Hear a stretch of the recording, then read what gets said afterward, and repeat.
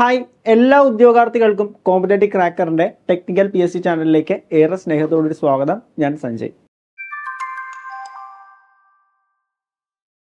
അപ്പോൾ നമ്മൾ ഇന്ന് ബയോളജി അല്ലെങ്കിൽ പൊതുജനാരോഗ്യത്തിലെ പ്രീവിയസ് ഇയറിൽ വന്ന കുറച്ച് പ്രധാനപ്പെട്ട ചോദ്യങ്ങളാണ് നമ്മൾ ഡിസ്കസ് ചെയ്യാനായിട്ട് പോകുന്നത്. അപ്പോൾ നമുക്ക് എന്ത് ചെയ്യാം, നേരെ ക്ലാസ്സിലേക്ക് കിടക്കാം. ഓക്കെ, ഇപ്പോൾ ഡ്രൈവിങ്ങിൽ നമുക്കറിയാം ബയോളജി അല്ലെങ്കിൽ പൊതുജനാരോഗ്യം ഇമ്പോർട്ടൻ്റ് ആണ്. 10 മാർക്ക് അടുത്ത് അതിൽ വരുന്നുണ്ട്. അല്ലെങ്കിൽ നമ്മൾ CPO ഫാർമാൻ ഡ്രൈവറിലാണ് എങ്കിൽ അതിൽ നിന്നും മാർക്ക് വരുന്ന ഏരിയ തന്നെയാണ് ബയോളജി പൊതുജനാരോഗ്യം എന്ന് പറയുന്നത്. അപ്പോൾ അതിൽ സാധാരണഗതിയിൽ റിപ്പീറ്റഡ് ആയിട്ട് ചോദിച്ച കുറച്ച് ചോദ്യങ്ങളാണ് നമ്മൾ ഈ ഒരു സെക്ഷനിൽ ഡിസ്കസ് ചെയ്യാനായിട്ട് പോകുന്നത്. അപ്പോൾ നമ്മുടെ ഒന്നാമത്തെ ചോദ്യം എന്ന് പറയുന്നത് നോക്കിക്കൊള്ളുക, താഴെ പറയുന്നതിൽ തെറ്റായ പ്രസ്താവനകൾ ഏതെല്ലാം, പേശികളുമായിട്ട് ബന്ധപ്പെട്ട തെറ്റായ പ്രസ്താവനകൾ ഏതെല്ലാമാണെന്ന് കണ്ടെത്തുക. മനുഷ്യ ശരീരവുമായിട്ട് ബന്ധപ്പെട്ട ഒരു ചോദ്യമാണ്. ഒന്നാമത്തെ ചോദ്യം, പേശികളെ അസ്ഥിയുമായി ബന്ധിപ്പിക്കുന്നത് സ്നായുക്കളാണ്. അപ്പൊ ആദ്യം എന്താണ് ഈ സ്നായുക്കൾ എന്നറിയണം. ഓക്കെ, അപ്പൊ നോക്കിക്കൊള്ളുക, 2 അസ്ഥികളുണ്ട് എങ്കിൽ ഈ അസ്ഥികളെ തമ്മിൽ പരസ്പരം ബന്ധിപ്പിക്കുന്ന യോജക കലകളുണ്ട്. അപ്പൊ അത്തരത്തിൽ അസ്ഥികളെ തമ്മിൽ പരസ്പരം ബന്ധിപ്പിക്കുന്ന യോജക കലകളെ ബന്ധിപ്പിക്കുന്ന കലകളെയാണ് നമ്മൾ യോജക കലകൾ എന്ന് പറയുന്നത്, അല്ലെങ്കിൽ കണക്റ്റീവ് ടിഷ്യൂ എന്ന് പറയുന്നത്. ഇവിടെ അസ്ഥികളെ തമ്മിൽ ബന്ധിപ്പിക്കുന്ന ഈ ഒരു യോജക കലകളെ നമ്മൾ വിളിക്കുന്ന പേരാണ് ഇതെന്ന് പറയുന്നത് സ്നായുക്കൾ എന്ന് പറയുന്നത്. സ്നായുക്കൾ. ഓക്കെ, അപ്പൊ എന്താണ് സ്നായുക്കൾ എന്ന് മനസ്സിലാക്കുക. 2 അസ്ഥികളെ തമ്മിൽ പരസ്പരം ബന്ധിപ്പിക്കുന്ന യോജക കലയാണ് സ്നായുക്കൾ. എന്താണ്? 2 അസ്ഥികളെ തമ്മിൽ പരസ്പരം ബന്ധിപ്പിക്കുന്ന യോജക കലകളെ നമ്മൾ വിളിക്കുന്ന പേര് സ്നായുക്കൾ. ഓക്കെ ആണല്ലോ. ഇനി അടുത്തൊരു ടേം പറയുകയാണ്. അടുത്തുണ്ട് ടെൻഡോൺസ് എന്ന് പറയുന്ന ടേം ഉണ്ട്. ടെൻഡൻസ്, അതായത് ഒരു അസ്ഥിയെയും അതേപോലെ തന്നെ പേശിയെയും. അപ്പൊ അത്തരത്തിൽ അസ്ഥിയെയും പേശിയെയും തമ്മിൽ ബന്ധിപ്പിക്കുന്ന ഭാഗത്തെ നമ്മൾ വിളിക്കുന്ന പേരാണ് ഇതെന്ന് പറയുന്നത് ടെൻഡൻസ് എന്ന് പറയുന്നത്. ഇപ്പൊ പ്രധാനപ്പെട്ട 2 യോജക കലകള് അവിടെ പേര് പഠിക്കുക. ഒന്നാമത്തെ സ്നായുക്കൾ അല്ലെങ്കിൽ ലിഗമെന്റ് എന്ന് പറയും. സ്നായുക്കൾ അല്ലെങ്കിൽ ലിഗമെന്റ് എന്ന് വെച്ച് കഴിഞ്ഞാൽ അസ്ഥികളെ തമ്മിൽ ബന്ധിപ്പിക്കുന്ന യോജക കലകളാണ്. 2 അസ്ഥികളെ തമ്മിൽ ബന്ധിപ്പിക്കുന്ന യോജക കലകളെ സ്നായുക്കൾ അല്ലെങ്കിൽ ലിഗമെന്റ് എന്ന് പറയുന്നു. ഇനി അസ്ഥിയെയും പേശിയെയും തമ്മിൽ ബന്ധിപ്പിക്കുന്ന യോജക കല അസ്ഥിയെയും പേശിയും തമ്മിലാണ് എങ്കിൽ അതിനെ നമ്മൾ ടെൻഡോൺസ് എന്ന് പറയും. ആണല്ലോ. ഇത് നോക്കിക്കൊള്ളുക, താഴെ പറയുന്നതിൽ തെറ്റായ പ്രസ്താവന ഏതല്ല? പേശിയെയും അസ്ഥിയും തമ്മിൽ ബന്ധിപ്പിക്കുന്നതാണ് സ്നായുക്കൾ എന്ന് പറയുന്നത്. തെറ്റല്ലേ? അസ്ഥികളെ തമ്മിൽ ബന്ധിപ്പിക്കുന്ന യോജക കലകളാണ് എന്തെന്ന് പറയുന്നത് സ്നായുക്കൾ എന്ന് പറയുന്നത്. അടുത്ത നോക്കിക്കൊള്ളുക, അസ്ഥിയെ പരസ്പരം ബന്ധിപ്പിക്കുന്നത് ടെൻഡോൺസ് ആണ്. അസ്ഥികൾ തമ്മിൽ ബന്ധിപ്പിക്കുന്ന ആരാണ്? ഇത് തെറ്റാണ്. അസ്ഥികളെ തമ്മിൽ ബന്ധിപ്പിക്കുന്ന ടെൻഡോൺസ് ആണോ? അല്ലല്ലോ, അത് സ്നായുക്കളാണ്. അപ്പൊ ആക്ച്വലി തിരിഞ്ഞും പറഞ്ഞ് അങ്ങോട്ടും ഇങ്ങോട്ടും തിരിഞ്ഞ് കിടക്കുന്നത്. അപ്പൊ ഈ 2 സ്റ്റേറ്റ്മെന്റുകൾ തെറ്റാണ്. അടുത്തത്, കണ്ണുകളെയും വൃക്കകളെയും എല്ലാം സ്ഥാനത്ത് ഉറപ്പിച്ച് നിർത്താൻ സഹായിക്കുന്നത് നാരുകലകളാണ്. അത് ശരിയാണ്. ഈ കണ്ണിനെയും വൃക്കയെയും അതാത് സ്ഥാനത്ത് ഉറപ്പിച്ച് നിർത്താൻ സഹായിക്കുന്നത് ഈ പറഞ്ഞ നാരുകലകളാണ്. അടുത്തതാണ്, ദ്രാവക കലയായിട്ടുള്ള രക്തവും ഒരു യോജക കലകളിൽ പെടുന്നു. ആദ്യം പ്രധാനപ്പെട്ട യോജക കലകൾ ഏതൊക്കെയാണെന്ന് ചോദിച്ചു കഴിഞ്ഞാൽ, ഒന്ന് അസ്ഥി, രണ്ടാമത്തെ തരുണാസ്ഥി, തരുണാസ്ഥി, രക്തം, നാരുകലകൾ അല്ലെ, നാരുകലകൾ എന്നിവയാണ് പ്രധാനപ്പെട്ട യോജക കലകൾ. അതിൽ ഏറ്റവും കാഠിന്യമേറിയ യോജക കലകൾ ഏതാണെന്ന് ചോദിച്ചു കഴിഞ്ഞാൽ ഒരു ഡൗട്ടും ഇല്ല, അസ്ഥികളാണ് അല്ലെ. അസ്ഥി, തരുണാസ്ഥി, രക്തം, നാരുകലകൾ എന്നിവയാണ് പ്രധാനപ്പെട്ട യോജക കലകൾ. അതിൽ ഏറ്റവും കടുപ്പമേറിയ യോജക കല അസ്ഥിയാണ് എന്ന് മനസ്സിലാക്കുക. അതേപോലെ തന്നെ തരുണാസ്ഥി എന്താണെന്നറിയാം അല്ലെ, ഫ്ലെക്സിബിൾ ആയിട്ടുള്ള അസ്ഥികളാണ് നമ്മൾ തരുണാസ്ഥികൾ എന്ന് പറയുന്നത്. അതേപോലെ തന്നെ ദ്രാവക രൂപത്തിലുള്ള യോജക കല ഏതാണെന്ന് ചോദിച്ചു കഴിഞ്ഞാൽ രക്തമാണ്. ആ ഒരു ചോദ്യം ചോദിച്ചിട്ടുണ്ട്, ദ്രാവക രൂപത്തിലുള്ള യോജക കലകൾ ഏത്? അപ്പൊ അത്തരത്തിൽ ദ്രാവക രൂപത്തിലുള്ള യോജക കല ഏതാണെന്ന് ചോദിച്ചു കഴിഞ്ഞാൽ അത് രക്തമാണ് എന്ന് മനസ്സിലാക്കുക. അപ്പോൾ ഈ പറഞ്ഞ 2 സ്റ്റേറ്റ്മെന്റുകളാണ്, സിയും ഡിയും സ്റ്റേറ്റ്മെന്റുകളാണ് അതിൽ ശരിയായിട്ടുള്ളത്. ഈ ഒരു ഏരിയയിൽ നിന്ന് നിരന്തരം ചോദ്യങ്ങൾ വരുന്ന ഒരു ഏരിയ തന്നെയാണ്. അതുകൊണ്ട് ക്ലിയർ ആയിട്ട് മനസ്സിലാക്കാനായിട്ട് ശ്രമിക്കുക. അടുത്ത ചോദ്യത്തിലേക്ക് പോവാം. വേദനാ സംഹാരികൾ പ്രവർത്തിക്കുന്ന തലച്ചോറിന്റെ ഭാഗം, മനുഷ്യ ശരീരത്തിന്റെ പൊതു അറിവ്, ആ ഒരു ഏരിയയിൽ നിന്ന് വന്ന ചോദ്യമാണ്. വളരെ സിമ്പിൾ ആയിട്ടുള്ള വേദനാ സംഹാരികൾ പ്രവർത്തിക്കുക. അപ്പം നമ്മുടെ തലച്ചോറിലെ പ്രധാനപ്പെട്ട ഭാഗങ്ങളുണ്ട്. Cerebrum, cerebellum, medulla ഒബ്ലാങ്കട്ട, thalamus, hypo thalamus, അങ്ങനെ ഒരുപാട് ഭാഗങ്ങളുണ്ട്. ഇവിടെ വേദനാ സംഹാരികൾ പ്രവർത്തിക്കുന്ന എവിടെയാണെന്നാണ് ചോദിച്ചിരിക്കുന്നത്. വേദനാ സംഹാരികൾ പ്രവർത്തിക്കുന്ന എവിടെയാണെന്ന് ചോദിച്ചു കഴിഞ്ഞാൽ എവിടെയാണ്? തലാമസിലാണ്. ഈ തലാമസിലാണ് എന്ത് പ്രവർത്തിക്കുന്നത്? വേദനാ സംഹാരികള് പ്രവർത്തിക്കുന്നത്. തലാമസിനെ നമ്മൾ മറ്റൊരു പേരിൽ കൂടി വിളിക്കും. എന്താണ്? ആവേഗങ്ങളുടെ പുനഃപ്രസരണ കേന്ദ്രം. പുനഃപ്രസരണ കേന്ദ്രം. പത്രത്തിൽ ആവേഗങ്ങളുടെ പുനഃപ്രസരണ കേന്ദ്രം എന്ന് കൂടി എന്തറിയപ്പെടുന്നുണ്ട്? ഈ തലാമസ് അറിയപ്പെടുന്നുണ്ട്. കാരണം നമ്മുടെ ഈ ബ്രെയിനിന്റെ നടുവിലായിട്ടാണ്, ഈ ഒരു ഭാഗത്തായിട്ടാണ് തലാമസ് കാണപ്പെടുന്നത്. നമ്മുടെ തലച്ചോറിലേക്ക് എത്തുന്ന ഇമ്പൾസുകളാണ് നമ്മൾ ആവേഗങ്ങൾ എന്ന് പറയുന്നത്. ഇലക്ട്രിക് സിഗ്നലുകളെയാണ് നമ്മൾ ആവേഗങ്ങൾ എന്ന് പറയുന്നത്. ഈ ആവേഗങ്ങൾ തലാമസിൽ എത്തിക്കഴിഞ്ഞാൽ ഈ തലാമസ് ആണ് തീരുമാനിക്കുന്നത് അത് സെറിബ്രത്തിലേക്ക് പോകുന്നോ, സെറിബെല്ലത്തിലേക്ക് പോകുന്നോ, മെഡുല ഒബ്ലാങ്കട്ടയിലേക്ക് പോകുന്നോ എന്ന് തീരുമാനിക്കുന്നത് ആരാണ്? നമ്മുടെ ഈ തലാമസ് ആണ്. അതുകൊണ്ട് തന്നെ ഈ തലാമസിനെ വിളിക്കുന്ന പേരാണ് ആവേഗങ്ങളുടെ പുനഃപ്രസരണ കേന്ദ്രം, അല്ലെങ്കിൽ ഇംഗ്ലീഷിലാണ് നമ്മൾ റിലേ സ്റ്റേഷൻ എന്ന് പറയും.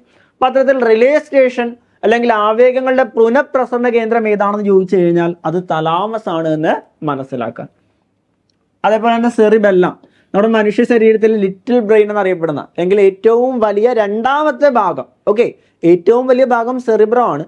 ഏറ്റവും വലിയ രണ്ടാമത്തെ ഭാഗമാണ് സെറിബെല്ലം, അല്ലെ? നമുക്കറിയാം, നമ്മൾ വെള്ളം മദ്യപിക്കുന്നവരാണെങ്കിൽ ആടി ആടി നടക്കും. അപ്പൊ അത്തരത്തിൽ ആടി ആടി നടക്കാൻ കാരണം ആ മദ്യം ബാധിക്കുന്ന ഇവിടെ പ്രധാനമായിട്ട് എവിടെയാണ്? ഈ സെറിബെല്ലത്തിലാണ്, തലച്ചോറിലെ സെറിബെല്ലത്തിലാണ്. കാരണം ഈ സെറിബെല്ലമാണ് നമ്മുടെ ശരീര തുലന നില പാലിക്കാനായിട്ട് സഹായിക്കുന്നത്, നമുക്ക് നേരെ നടക്കാൻ സഹായിക്കുന്നു, അല്ലെ?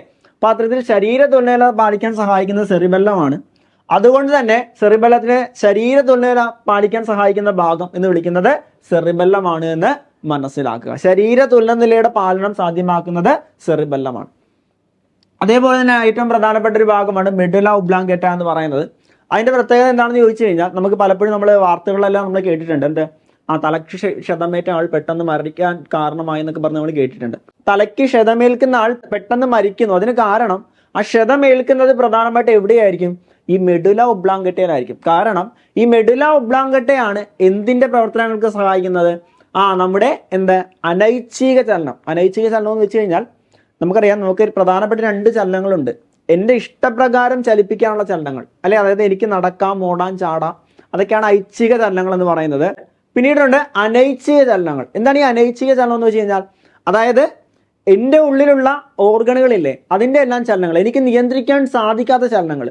അപ്പൊ അത്തരത്തിൽ എനിക്ക് നിയന്ത്രിക്കാൻ സാധിക്കാത്ത ചലനങ്ങളെ വിളിക്കുന്ന പേരാണ് അനൈച്ഛിക ചലനങ്ങൾ എന്ന് പറയുന്നത്. ഫോർ എക്സാമ്പിൾ, രക്തത്തിന്റെ ചലനം, ഹൃദയത്തിന്റെ ചലനം, അതൊക്കെ എനിക്ക് നിയന്ത്രിക്കാൻ സാധിക്കില്ല. അത്തരം ചലനങ്ങളാണ് അനൈച്ഛിക ചലനം.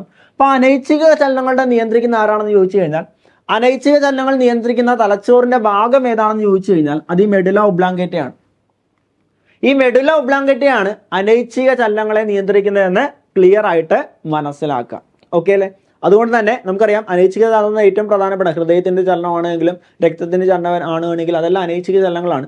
അപ്പം തലയ്ക്ക് മെഡുല ഒബ്ലാങ്കേറ്റയിൽ ക്ഷതമേറ്റ് കഴിഞ്ഞാൽ ഈ അനൈച്ഛിക ചലനങ്ങളെ ബാധിക്കുകയും അത് മരണത്തിന് ഇടയാക്കുകയും ചെയ്യുന്നു എന്ന് മനസ്സിലാക്കുക. അതേപോലെ തന്നെ അടുത്താണ് ഈ ഹൈപ്പോ തലാമസ് എന്ന് പറയുന്നത്. ഹൈപ്പോ തലാമസ് ആണ് നമ്മുടെ ആന്തര സമസ്ഥിതി പാലനം അല്ലെങ്കിൽ ഹോർമോണൽ ആക്ടിവിറ്റീസുമായിട്ട്, ഹോർമോണിന്റെ പ്രവർത്തനവുമായിട്ട് ബന്ധപ്പെട്ടതെന്ന് ക്ലിയർ ആയിട്ട് മനസ്സിലാക്കാം. ഒരു ടൈമിൽ PSC പലതവണ ഈ ഒരു ഏരിയയിൽ നിന്ന് ചോദ്യം വന്നിട്ടുണ്ടായിരുന്നു. ഈ അടുത്തൊന്നും ഇതിന്റെ ചോദ്യം വന്ന് കണ്ടിട്ടില്ല, പക്ഷേ ചോദിക്കാൻ സാധ്യതയുള്ള നല്ലൊരു ഇമ്പോർട്ടൻ്റ് ആയിട്ടുള്ള ടോപ്പിക് തന്നെയാണ് ഇത് നമ്മുടെ മസ്തിഷ്കം എന്ന് കൂടി മനസ്സിലാക്കാം. ഓക്കെ അല്ലേ? അപ്പൊ അതായത് സെറിബെല്ലം ഏറ്റവും വലിയ രണ്ടാമത്തെ ഭാഗം ലിറ്റിൽ ബ്രെയിൻ എന്നറിയപ്പെടുന്നു. ശരീര തുലനില പാലിക്കുന്ന സെറിബെല്ലമാണ്. മെഡുല ഒബ്ലാങ്കേറ്റ അനൈച്ഛിക ചലനങ്ങളുടെ കേന്ദ്രം മെഡുല ഒബ്ലാങ്കേറ്റയാണ്. തലാമസ് റിലേ സ്റ്റേഷൻ എന്നറിയപ്പെടുന്നു. ഹൈപ്പോ തലാമസ് ആന്തര സമസ്ഥിതി പാലനം. ഓക്കെ അല്ലേ?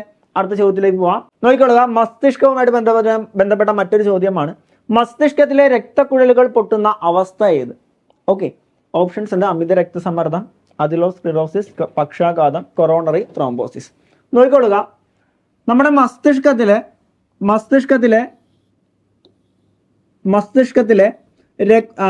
ബ്ലഡ് വെസൽസ് പൊട്ടി രക്തം പുറത്തേക്ക് വ്യാപിക്കും, അല്ലെ? ആ ഒരു കണ്ടീഷനെ നമ്മൾ വിളിക്കുന്ന പേരാണ് ഇതെന്ന് പറയുന്നത് ഈ പക്ഷാഘാതം എന്ന് പറയുന്നത്. പക്ഷാഘാതം എന്ന് പറയുന്നത്. ഇപ്പൊ ചോദ്യത്തിന്റെ ആൻസർ കിട്ടി, മസ്തിഷ്കത്തിലെ രക്തക്കുഴലുകൾ പൊട്ടുന്ന അവസ്ഥ. അത്തരത്തിൽ മസ്തിഷ്കത്തിലെ രക്തക്കുഴലുകൾ പൊട്ടുന്ന അവസ്ഥയെ നമ്മൾ വിളിക്കുന്ന പേര് പക്ഷാഘാതം എന്നാണ്. പക്ഷാഘാതം എന്ന പൊട്ടി അത് പക്ഷാഘാതത്തിന് ഇടയാക്കും, അല്ലെങ്കിൽ സ്ട്രോക്കിന് ഇടയാക്കുമെന്ന് മനസ്സിലാക്കുക. ബാക്കി അമിത രക്തസമ്മർദ്ദം അറിയാം, എന്താണ്? High blood pressure. നമ്മുടെ രക്തസമ്മർദ്ദം എന്ന് പറയുന്നത് നോർമൽ ബ്ലഡ് പ്രഷർ 120/80 mmHg ആണ്.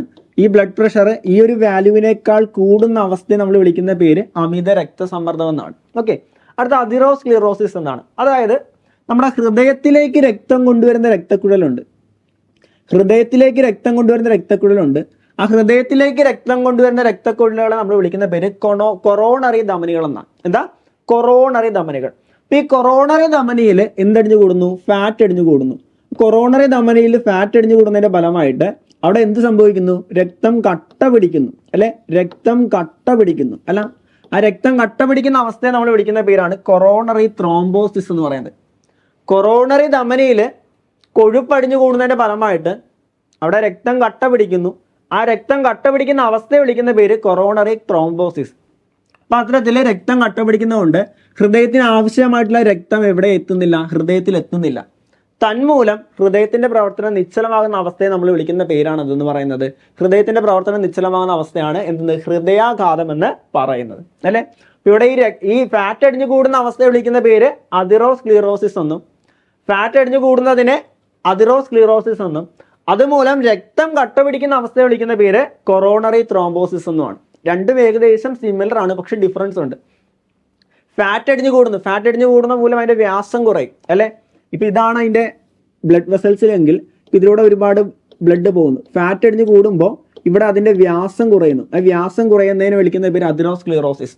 ഇപ്പൊ രക്തക്കുടലിൽ ഫാറ്റ് അടിഞ്ഞു കൂടി അതിന്റെ വ്യാസം കുറയുന്ന അവസ്ഥ അതിറോസ്ക്ലിറോസിസ് എന്നും, അതിന്റെ ഫലമായിട്ട് രക്തം കട്ട പിടിക്കുകയാണ് എങ്കിൽ അതിനെ വിളിക്കുന്ന പേര് കൊറോണറി ത്രോംബോസിസ് എന്നും. തന്മൂലം ഹൃദയത്തിൽ ആവശ്യമായിട്ടുള്ള രക്തം വരാതിരിക്കുമ്പോൾ ഹൃദയത്തിന്റെ പ്രവർത്തനം നിശ്ചലമാകുന്ന അവസ്ഥയെ വിളിക്കുന്ന പേര് ഹാർട്ട് അറ്റാക്ക് ആണ് എന്ന് കൂടി മനസ്സിലാക്കുക. ഓക്കെ, യെസ്, പറഞ്ഞ കാര്യം ക്ലിയർ ആണെന്ന് വിശ്വസിക്കുന്നു. അടുത്ത ടോപ്പിക്കിലേക്ക് പോകാം. ഓക്കെ, നോക്കിക്കൊള്ളുക, വിറ്റാമിനുകളുമായിട്ട് ബന്ധപ്പെട്ട ഒരു ചോദ്യമാണ്. ചോദ്യം ഇതാണ്: രക്തം കട്ടപിടിക്കാൻ സഹായിക്കുന്ന വിറ്റാമിൻ ഏതാണ്? Vitamin K, vitamin A, vitamin C, vitamin E. വിറ്റാമിനുകൾ നമുക്ക് ഇമ്പോർട്ടൻ്റ് ആണ്. ഓക്കെ, അപ്പോൾ രക്തം കട്ടപിടിക്കാൻ സഹായിക്കുന്ന വിറ്റാമിൻ ഏതാണെന്ന് ചോദിച്ചു കഴിഞ്ഞാൽ അത് ഈ വിറ്റാമിൻ കെ ആണ്. ഈ കഴിഞ്ഞ ഒരു 10th പ്രിലിംസിന് ചോദിച്ച ചോദ്യം ഇതായിരുന്നു. അതായത് മനുഷ്യ ശരീരത്തിലെ വൻകുടലുകളിൽ ഒരു പ്രത്യേക ബാക്ടീരിയാസ് ഉണ്ട്. ആ ബാക്ടീരിയാസ് ഉൽപ്പാദിപ്പിക്കുന്ന വിറ്റാമിൻ ഏതാണെന്ന് ചോദിച്ചിട്ടുണ്ടായിരുന്നു. അപ്പം മനുഷ്യ ശരീരത്തിലെ ചെറുകുടൽ വൻകുടൽ ഭാഗങ്ങളിലുള്ള ബാക്ടീരിയാസ് ഉൽപ്പാദിപ്പിക്കുന്ന വിറ്റാമിൻ ഏതാണെന്ന് ചോദിച്ചാലും അതിന്റെ ആൻസർ വിറ്റാമിൻ കെ ആണ് എന്ന് മനസ്സിലാക്കുക, അല്ലെ? വിറ്റാമിൻ കെ രക്തം കട്ടപിടിക്കാനായിട്ട് സഹായിക്കുന്നത് ഫില്ലോക്വിനോൺ എന്നാണ് അതിന്റെ ശാസ്ത്രീയ നാമം. അടുത്ത വിറ്റാമിൻ എ എന്ന് പറയുന്നത് വിറ്റാമിൻ എ റെറ്റിനാൽ എന്നറിയപ്പെടുന്നു, അല്ലെ? വിറ്റാമിൻ എ റെറ്റിനാൽ എന്നറിയപ്പെടുന്നു. വിറ്റാമിൻ എയുടെ കുറവ് മൂലം ഉണ്ടാകുന്ന രോഗം ഏതാണെന്ന് ചോദിച്ചു കഴിഞ്ഞാൽ അത് നിശാന്തതയാണ്. നിശ മീൻസ് സന്ധ്യ, അന്ധത മീൻസ് രാത്രി കാഴ്ചയില്ലാത്ത അവസ്ഥയാണ് നിശാന്തത എന്ന് പറയുന്നത്. അത് വിറ്റാമിൻ എയുടെ കുറവ് മൂലം ഉണ്ടാകുന്ന രോഗമാണ്. അടുത്ത വിറ്റാമിൻ സി അറിയപ്പെടുന്ന പേര് ആസ്കോർബിക് ആസിഡ് എന്നാണ്. വിറ്റാമിൻ സിയുടെ കുറവ് മൂലം ഉണ്ടാകുന്ന രോഗം ഏതാണെന്ന് ചോദിച്ചു കഴിഞ്ഞാൽ അത് സ്കർവിയാണ്. നാവികരുടെ പ്ലേഗ് എന്നറിയപ്പെടുന്ന രോഗമാണ് സ്കർവി. അത് വിറ്റാമിൻ സിയുടെ കുറവ് മൂലം ഉണ്ടാകുന്ന രോഗമാണ്. ഓക്കെ, വിറ്റാമിൻ ഇ, ടോക്കോഫിറോൾ എന്നാണ് വിറ്റാമിൻ ഇയുടെ ശാസ്ത്രീയ നാമം. വിറ്റാമിൻ ഇയുടെ കുറവ് മൂലം ഉണ്ടാകുന്ന രോഗം അല്ലെ അവസ്ഥ ഏതാണെന്ന് ചോദിച്ചു കഴിഞ്ഞാൽ അത് വന്ധ്യതയാണെന്ന് കൂടി മനസ്സിലാക്കാം. വിറ്റാമിനുകൾ വളരെ പ്രധാനപ്പെട്ട ഏരിയ ആണ്. അതിൽ നിന്നൊരു മാർക്ക് നമുക്ക് നിരന്തരം ചോദിക്കുന്നതാണ്. ഓക്കെ, അടുത്തൊരു ചോദ്യം വിസർജന വ്യവസ്ഥയുമായിട്ട് ബന്ധപ്പെട്ട ഒരു ചോദ്യമാണ്. ഈ വിസർജന വ്യവസ്ഥയുമായിട്ട് ബന്ധപ്പെട്ട പ്രസ്താവനകൾ പരിശോധിക്കുക എന്നുള്ളതാണ്. അത് കുറച്ച് സ്റ്റേറ്റ്മെന്റുകൾ അതിൽ ശരിയായത് ഒന്ന്, യൂറിയ പുറന്തള്ളുന്ന ശരീരഭാഗമാണ് വൃക്ക. ശരിയാണ്. യൂറിയ നിർമ്മിക്കുന്ന ആരാണെന്ന് ചോദിച്ചു കഴിഞ്ഞാൽ അത് കരളാണ്. കരൾ എന്ന് പറയുന്ന അവയവത്തിലാണ് എന്ത് നിർമ്മിക്കുന്നത്? യൂറിയ നിർമ്മാണം നടക്കുന്നത്. യൂറിയ നിർമ്മാണം നടക്കുന്ന കരളിലാണ്. പക്ഷേ കരൾ നിർമ്മിച്ച യൂറിയ പുറന്തള്ളുന്ന ആരാണെന്ന് ചോദിച്ചു കഴിഞ്ഞാൽ അത് വൃക്കയാണ്. ശരിയാണ്. അടുത്തത്, കരളിൽ വെച്ച് യൂറിയ നിർമ്മിക്കപ്പെടുന്ന പ്രക്രിയ അറിയപ്പെടുന്ന പേര് ഓർണിറ്റൈൻ പരിവൃത്തി അല്ലെങ്കിൽ ഓർണിറ്റൈൻ സൈക്കിൾ എന്നാണ്. അതും ശരിയാണ്. ഞാൻ പറഞ്ഞു കരളിൽ വെച്ച് ഈ കാർബൺ ഡൈ ഓക്സൈഡും അമോണിയയും നമ്മുടെ ശരീരത്തിൽ രൂപപ്പെടുന്ന വേസ്റ്റ് മെറ്റീരിയൽ ആയിട്ടുള്ള അമോണിയയും അതേപോലെ വാട്ടറും ചില എൻസൈമുകളോട് ചേർത്താണ് എന്ത് നിർമ്മിക്കുന്നത്? യൂറിയ നിർമ്മിക്കുന്നത്. ആ യൂറിയ നിർമ്മിക്കുന്ന പ്രോസസ്, ആ ഒരു പ്രക്രിയ വിളിക്കുന്ന പേര് ഓർണിറ്റൈൻ പരിവൃത്തി എന്നാണ്. ഓക്കെ, നെക്സ്റ്റ്, വൃക്കയിലേക്ക് രക്തം കൊണ്ടുവരുന്ന രക്തക്കുഴലിനെ വിളിക്കുന്ന പേരാണ് വൃക്കാസ്ഥിര എന്ന് പറയുന്നത്. അതൊരു വട്ടം ചോദിച്ചാണ്. പ്രധാനമായിട്ടും വൃക്കാധമനിയുമുണ്ട്, വൃക്കാസ്ഥിരയുണ്ട്. വൃക്കാധമനിയാണ് വൃക്കയിലേക്ക് രക്തം കൊണ്ടുവരുന്നത്, അല്ലെ? വൃക്കയിലേക്ക് രക്തം കൊണ്ടുവരുന്ന ആരാണെന്ന് ചോദിച്ചു കഴിഞ്ഞാൽ വൃക്കാധമനിയാണ്. വൃക്കയിൽ നിന്ന് രക്തം കൊണ്ടുവരുന്നത് വൃക്കാസിരയാണ്. അത് ക്ലിയർ ആയിട്ട് മനസ്സിലാക്കാം. വൃക്കയിലേക്ക് രക്തം കൊണ്ടുവരുന്ന വൃക്കാധമനിയും വൃക്കയിൽ നിന്ന് രക്തം കൊണ്ടുവരുന്ന വൃക്കാസിരയുമാണ് അല്ലെ. ഇവിടെ ചോദിച്ചിരിക്കുന്നത് കണ്ടോ, വൃക്കയിലേക്ക് രക്തം കൊണ്ടുവരുന്ന വൃക്കാസിര എന്നാണ്. വൃക്കയിലേക്ക് രക്തം കൊണ്ടുവരുന്ന രക്തക്കുഴലിനെ വിളിക്കുന്ന പേര് വൃക്കാധമനി എന്നാണ്. അപ്പൊ ഈ ഒരു സ്റ്റേറ്റ്മെന്റ് തെറ്റാണ്. ആ ഒരു സ്റ്റേറ്റ്മെന്റ് തെറ്റാണ്. ഇത് ലാസ്റ്റ് സ്റ്റേറ്റ്മെന്റ് ആണ്, നോക്കിക്കൊടുക്കുക. ഹെൻലീസ് ലൂപ്പ് ഇല്ലാത്ത നെഫ്രോണുകളാണ് ജസ്റ്റാ മെഡുലറി നെഫ്രോണുകൾ. അത് ആക്ച്വലി നെഫ്രോണിന്റെ സ്ട്രക്ചറുമായിട്ട് ബന്ധപ്പെട്ടാണ്. നമ്മുടെ വൃക്കയുടെ അടിസ്ഥാന ഘടകമാണ് ഈ നെഫ്രോൺസ് എന്നറിയപ്പെടുന്നത്. ആ നെഫ്രോൺസിലെ ഹെൻലീസ് ലൂപ്പ് ഇല്ലാത്ത നെഫ്രോണുകൾ, ഹെൻലീസ് ലൂപ്പ് ഇല്ലാത്ത നെഫ്രോണുകളെ നമ്മൾ വിളിക്കുന്ന പേര് എന്താന്ന് പറയുന്നുണ്ട്? നെഫ്രോണുകളാണ് ജസ്റ്റാ മെഡുലറി നെഫ്രോൺസ് എന്ന് പറയുന്നത്. ജസ്റ്റാ മെഡുലറി നെഫ്രോൺസിന്റെ പ്രത്യേകത അവിടെ എന്തുണ്ട്? ഹെൻലീസ് ലൂപ്പ് ഉള്ള നെഫ്രോണുകളാണ് അല്ലെ. ഹെൻലീസ് ലൂപ്പ് ഉള്ള നെഫ്രോണുകളാണ് ജസ്റ്റാ മെഡുലറി നെഫ്രോൺസ് എന്ന് പറയുന്നത്. ഇവിടെ ഹെൻലീസ് ലൂപ്പ് ഇല്ലാത്ത നെഫ്രോണുകൾ എന്നാണ് പറയുന്നത്. സോ അത് തെറ്റാണ്. ഹെൻലീസ് ലൂപ്പ് ഉള്ള നെഫ്രോണുകളാണ് ജസ്റ്റാ മെഡുലറി നെഫ്രോൺസ് എന്ന് പറയുന്നത്. അത് ആക്ച്വലി ആ നെഫ്രോൺസിന്റെ സ്ട്രക്ചർ നമുക്ക് ക്ലിയർ ആയിട്ട് പഠിച്ചാലേ ഈ ഒരു പോയിന്റ് നിങ്ങൾക്ക് ക്ലിയർ ആവുകയുള്ളൂ. ഇപ്പം എന്താണ് നെഫ്രോണുകൾ? അതിന് ഓരോ ഭാഗങ്ങളുണ്ട് അല്ലെ. Bowman's capsule, afferent vessel, efferent vessel, അതുപോലെ ഗ്ലോമറുലസ്, അതേപോലെ കളക്ടിങ് ഡക്റ്റ്, അങ്ങനെ കുറച്ച് ഭാഗങ്ങളുണ്ട്. 10ാം ക്ലാസ് ഓറിയന്റ് ചെയ്ത് ആ ഒരു ഭാഗങ്ങൾ ക്ലിയർ ആയിട്ട് മനസ്സിലാക്കിയാലേ ഈ ഒരു പോയിന്റ് നിങ്ങൾക്ക് കിട്ടുകയുള്ളൂ. ഓക്കെ, അത് നമുക്ക് മറ്റൊരു വീഡിയോയിൽ നമുക്ക് ഇതുപോലൊരു ക്ലാസ്സിൽ അത് ക്ലിയർ ആയിട്ട് പറഞ്ഞു തരാം. ഓക്കെ, യെസ്, അടുത്ത ചോദ്യത്തിലേക്ക് പോവാം. നോക്കിക്കൊള്ളുക, ശരിയായ ജോഡി ഏത് എന്നുള്ളതാണ് നമ്മൾ തിരഞ്ഞെടുക്കുന്നത്. നോക്കിക്കൊള്ളുക, വാക്സിനുകൾ അല്ലെ, രോഗപ്രതിരോധം ആർട്ടിഫിഷ്യൽ ഇമ്മ്യൂണിറ്റിക്ക് സഹായിക്കുന്ന മരുന്നുകളെയാണ് നമ്മൾ വാക്സിനുകൾ എന്ന് പറയുന്നത്. വാക്സിനുകളായിട്ട് ബന്ധപ്പെട്ട് ക്ഷയത്തിന് കുത്തിവയ്ക്കുന്ന വാക്സിനാണ് BCG എന്ന് പറയുന്നത്. അത് ശരിയാണ് അല്ലെ.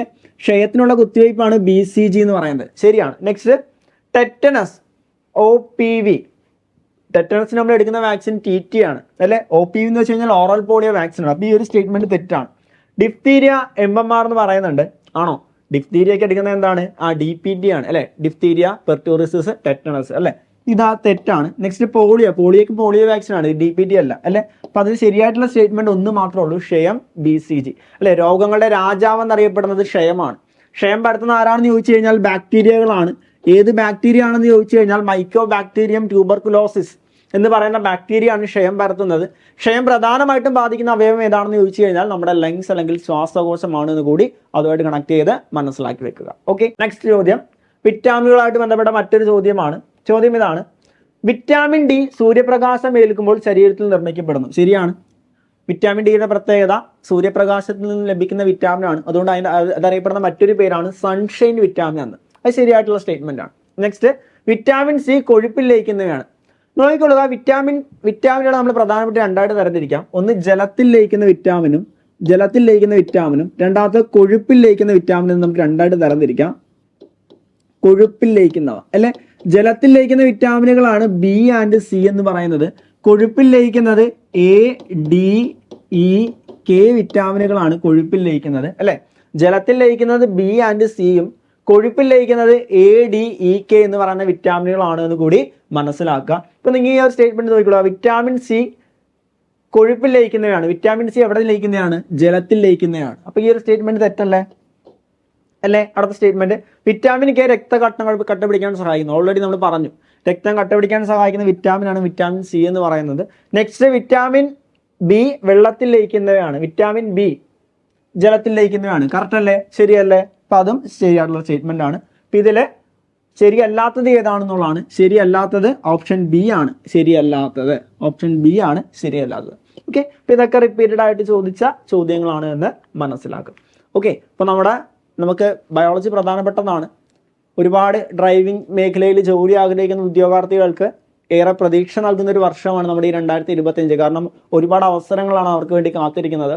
അപ്പോൾ ഇനിയും പഠിച്ചു തുടങ്ങാത്തവരാണ് നിങ്ങളെങ്കിൽ നിങ്ങളെ പഠനത്തിന് സഹായിക്കാനായിട്ട് നമ്മൾ പുതിയൊരു ബാച്ച് നമ്മൾ സ്റ്റാർട്ട് ചെയ്യുന്നുണ്ട് അല്ലേ. ഡ്രൈവർ കോംബോ ബാച്ചാണ്. അതായത് ഒരുപാട് ഡ്രൈവിംഗ് എക്സാമിൽ വിളിച്ചിട്ടുണ്ട്. പോലീസ് ഡ്രൈവറാണ്, ഫയർമാൻ ഡ്രൈവറാണ്, ഡ്രൈവർ കം വേരിയസ് ആണെങ്കിലും, ഫോറസ്റ്റ് ഡ്രൈവർ ആണെങ്കിലും, ഡ്രൈവർ കം ഓഫീസ് അറ്റൻഡന്റ് ആണെങ്കിലും അങ്ങനെ ഒരുപാട് നോട്ടിഫിക്കേഷനുകൾ വിളിച്ചിട്ടുണ്ട്. ഈ എക്സാമിനെല്ലാം തന്നെ നിങ്ങൾക്ക് ഈ ഒരു ഒറ്റ ബാച്ചിലൂടെ പ്രിപ്പയർ ചെയ്യാനായിട്ട് സാധിക്കുന്നു എന്നുള്ളതാണ് ഈ ഒരു ബാച്ചിൻ്റെ ഏറ്റവും വലിയ പ്രത്യേകത.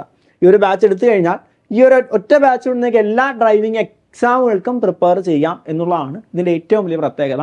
ഇനിയും നിങ്ങൾ പഠിച്ചു തുടങ്ങാത്തവരാണ് എങ്കിൽ, എക്സാമിന് അപ്ലൈ ചെയ്തു എങ്ങനെ പഠിക്കണമെന്ന് ആലോചിച്ച് ഇരിക്കുന്നവരാണെങ്കിൽ നിങ്ങൾക്ക് ഏറ്റവും ഇത് നല്ലൊരു അവസരമാണ്. ഏറ്റവും ഇമ്പോർട്ടൻ്റ് ആയിട്ടുള്ള ഏറ്റവും പ്രധാനപ്പെട്ട ഒരു അവസരം തന്നെയാണ്. അപ്പോൾ ഈ ഒരു അവസരം നിങ്ങൾ കളയരുത്. നമുക്കറിയാം അവസരങ്ങൾ ചുരുങ്ങിയ സമയത്ത് നമ്മുടെ കയ്യിലേക്ക് എത്തുകയുള്ളൂ. അപ്പോൾ ഈ ഒരു അവസരം നിങ്ങൾ നഷ്ടമാക്കരുത്. കൃത്യമായിട്ട് പഠിക്കുക. കൃത്യമായിട്ട് പഠിച്ചു കഴിഞ്ഞാൽ റാങ്ക് ലിസ്റ്റ് മുൻപന്തിയിലെത്തി നിങ്ങൾക്ക് സർക്കാർ മേഖലയിൽ ഒരു ഡ്രൈവിംഗ് ജോലി എന്ന് പറയുന്ന ഒരു ആഗ്രഹം നിങ്ങൾക്ക് സാധ്യമാക്കാനായിട്ട് സാധിക്കുന്നു. അപ്പോൾ ജോയിൻ ചെയ്യാൻ ആഗ്രഹിക്കുന്നവരെ തീർച്ചയായിട്ടും താഴെ കാണുന്ന നമ്പറിൽ ഞങ്ങളെ കോൺടാക്ട് ചെയ്യുക. അപ്പോൾ മറ്റൊരു വീഡിയോയുമായിട്ട് നമുക്ക് വീണ്ടും കാണാം. Thank you so much.